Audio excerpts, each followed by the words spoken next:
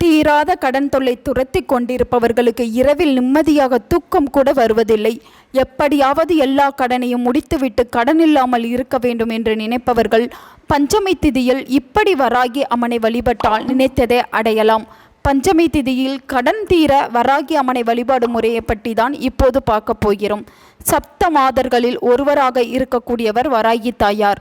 எல்லா காரியங்களிலும் வெற்றி பெற, நினைத்த காரியம் ஜெயிக்கவும், காரிய சித்தி உண்டாகவும் வராகி அம்மன் தாயாரை வழிபட்டால் சிறந்த பலன் காணலாம். திதிகளில் பஞ்சமி திதி வராகி அம்மனுக்கு உரியதாக இருக்கிறது. பஞ்சமியில் வேண்டினால் பஞ்சமில்லாமல் வேண்டியது உடனே கிடைக்கும் என்பது ஐதீகம். அமாவாசை முடிந்து 5வது நாள் தான் பஞ்சமி திதி வரும். அதேபோல பௌர்ணமி முடிந்தும் 5வது நாள் பஞ்சமி திதி வருகிறது.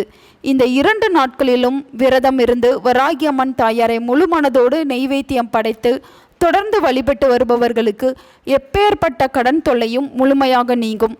கடனில் இருந்து மீண்டு கடனில்லாத வாழ்க்கையாக மாற இந்த தாயாரை வழிபட வேண்டும். ஒவ்வொரு பஞ்சமி திதி அன்றும் அதிகாலையில் எழுந்து நீராடி சுத்தபத்தமாக நல்ல உடை உடுத்தி கொண்டு வராகி அம்மன் தாயாரை அலங்காரம் செய்து கொள்ளுங்கள்.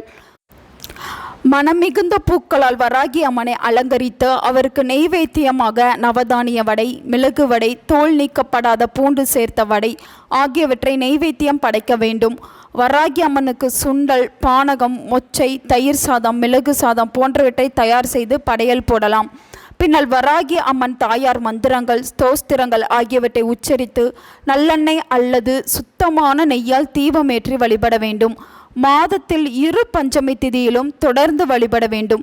தீராத எல்லா கடனும் தீர வேண்டும் என்று மனதார மனமுருகி பிரார்த்திக்க வேண்டும்.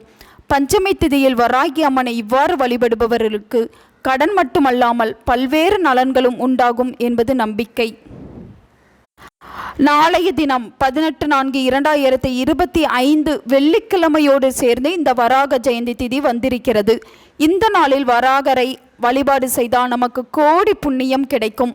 வராகமூர்த்தியாக பெருமாள் இந்த உலகத்தில் அவதரித்த தினமே வராக ஜெயந்தி ஆகும். பெருமாள் வழிபாட்டில் குறிப்பாக இந்த வராகமூர்த்தியை வழிபாடு செய்வது எல்லா விதமான நலன்களையும் நம் குடும்பத்திற்கு கொண்டு வந்து சேர்க்கும்.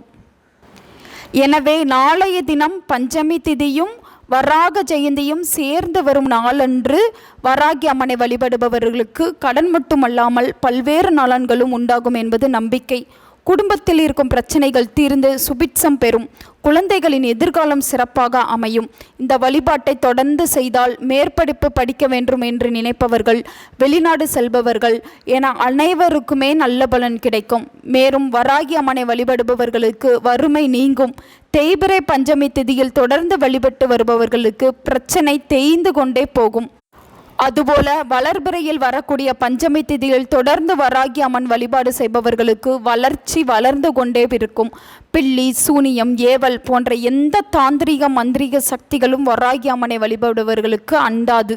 பஞ்சமி திதியில் தயிர் சாதம், வடை ஆகியவற்றை அன்னதானம் செய்து வந்தால் வராகி அம்மன் மனம் குளிர்ந்து வரங்களை வாரி வழங்குவார். ஒரு நபருக்காவது இந்த தானத்தை நாளை வராக ஜெயந்தி அன்று செய்து விடுங்கள். உங்களோட குடும்பத்திற்கு எல்லா விதமான நன்மைகளும் கிட்டும். உங்கள் நண்பர்களுக்கும் உங்கள் உறவினர்களுக்கும் இந்த வீடியோவை ஷேர் பண்ணுங்க. அவங்களும் இதை பற்றி தெரிஞ்சுக்கிடட்டும். ஆன்மீகம் டிவி தமிழ் சேனலை சப்ஸ்கிரைப் பண்ணுங்க.